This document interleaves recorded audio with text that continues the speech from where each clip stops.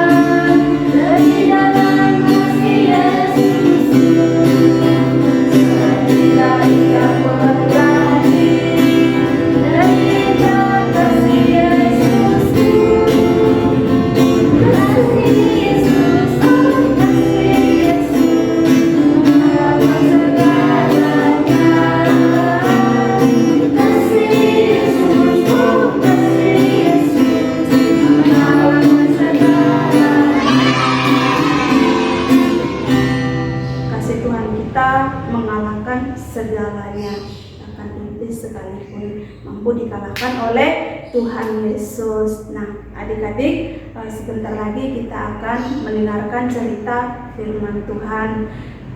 Nah, mari kita persiapkan hati kita untuk mendengarkan cerita firman Tuhan yang akan disampaikan. Nah, sambil kita menunggu firman Tuhan, kita menyanyikan satu pujian, Yesus sayang padaku.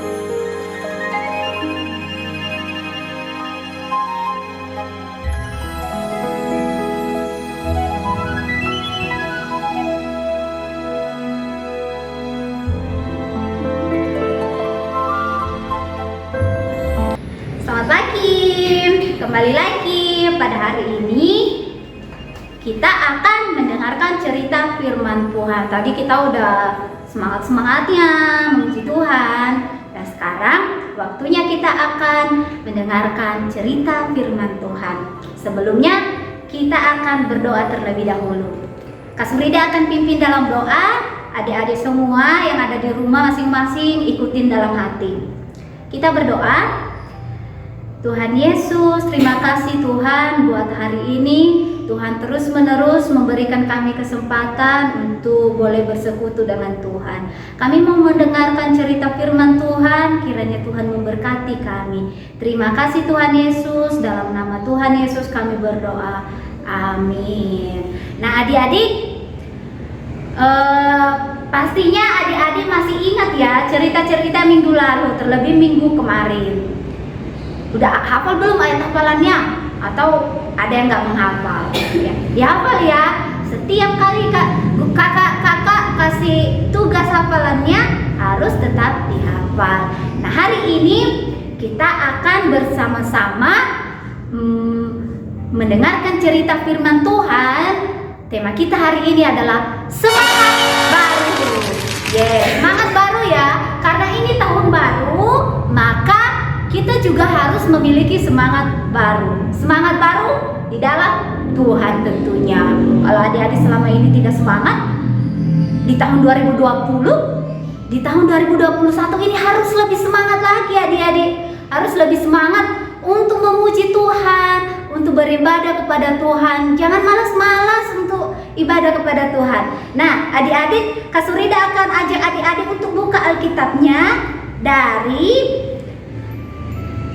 Amsal pasalnya yang ke-18, ayatnya yang ke-14 sampai 15. Kak Surida baca ya, adik-adik dengarkan dan baca di Alkitabnya masing-masing. Kak Surida baca.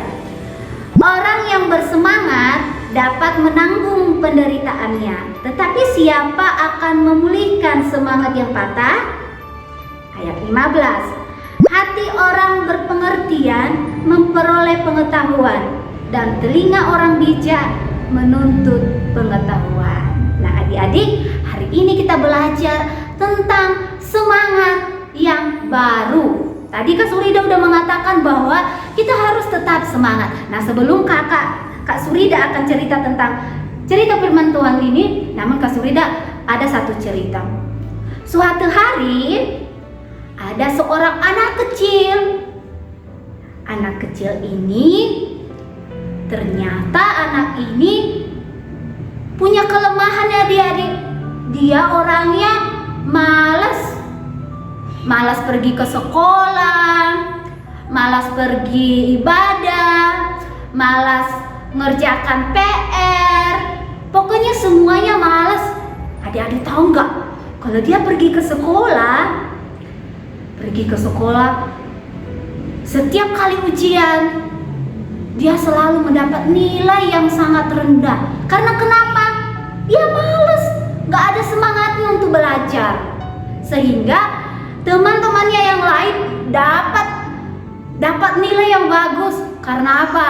Karena mereka rajin belajar. Tapi anak yang satu ini malas-malasnya belajar, sehingga ya diejek sama teman-temannya.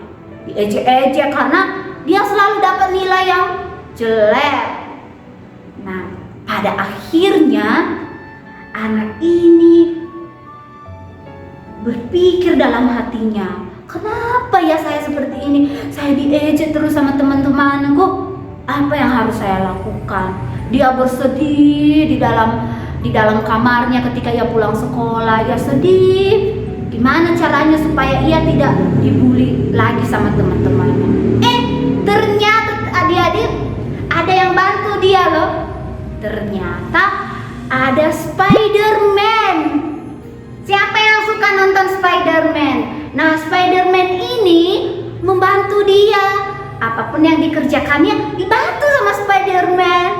Dibantu sehingga karena dia lihat bahwa apa yang dia kerjakan ternyata bisa, karena Spider-Man bantu dia, kasih dia kekuatan. Wah, luar biasa ya Spider-Man ini bantu si anak kecil ini. Dibantu, dikasih semangat dia, sehingga apa yang dia kerjakan dapat berhasil. Nah, tahu nggak adik-adik?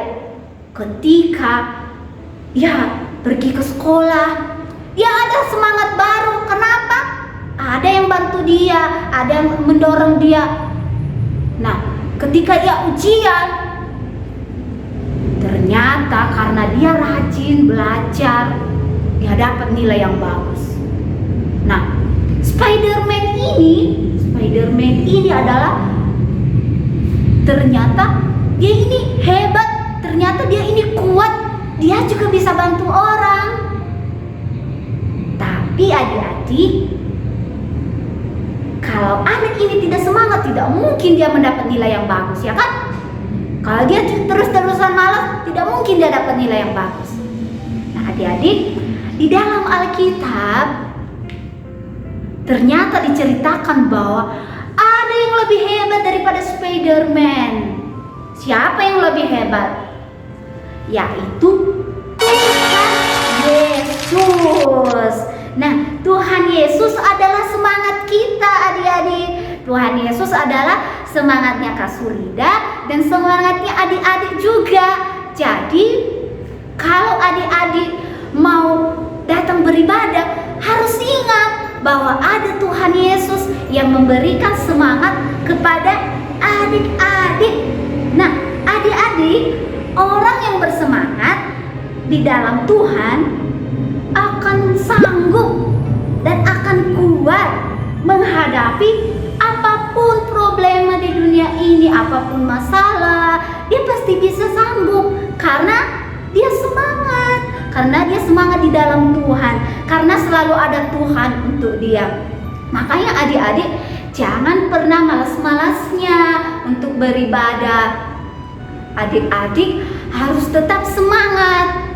Kalau adik-adik selama ini tidak semangat, ada yang malas-malas untuk datang ibadah sekolah minggu. Nah, hari ini Kak Surida mengatakan bahwa ingat bahwa ada Tuhan Yesus adalah sumber semangat kita, sumber semangatnya adik-adik dan Kak Surida. Maka ketika kita semangat, kita tidak merasa lelah, kita tidak merasa letih. Nah, tadi ada lagu yang kita nyanyiin tadi, hati yang gembira adalah obat. Nah, kalau kita gembira, kalau kita semangat, maka mengobati kelelahan kita. Kalau tadinya kita lelah, aduh saya malas ibadah sekolah minggu. Tapi kalau hati kita gembira, hati kita semangat, maka semangat itu mematahkan kelelahan tadi. Akhirnya kita semangat. Makanya adik-adik walaupun di ibadahnya di rumah harus tetap semangat, ya. Oke? Harus tetap semangat ya.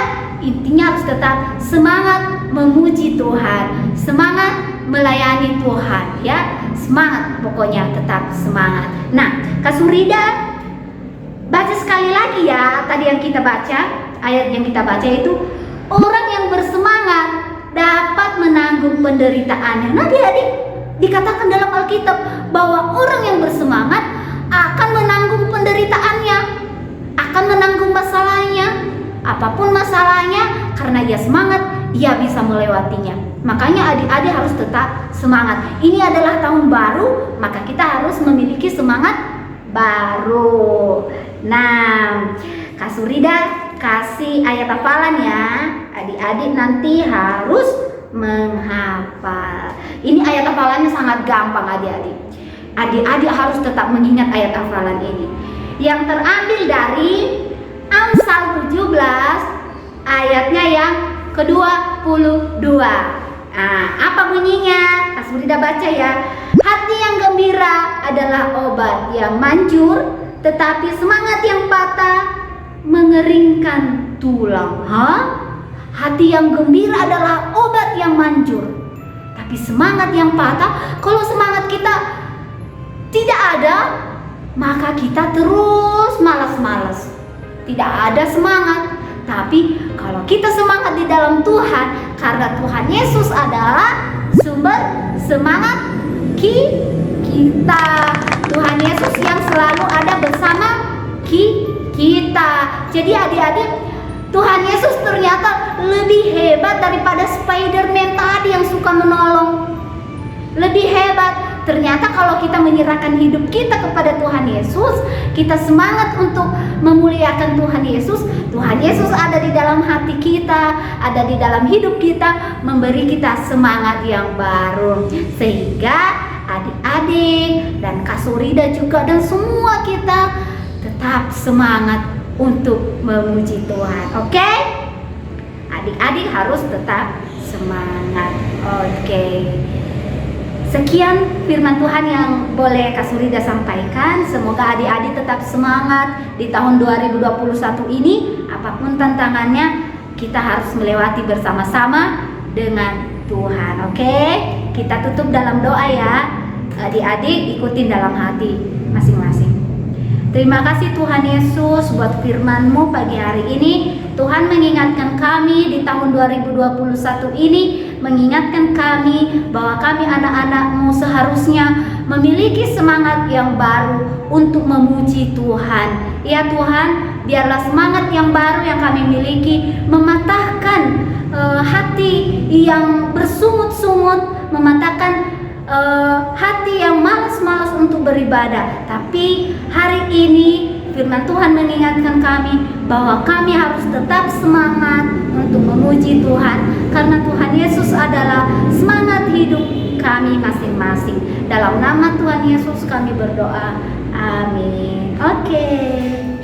Oke, adik-adik, kita sudah mendengarkan cerita firman Tuhan yang sudah disampaikan tadi. Nah, sekarang kita akan memberikan persembahan. Sambil persembahan dikumpulkan, kita nyanyikan pujian persembahan kami.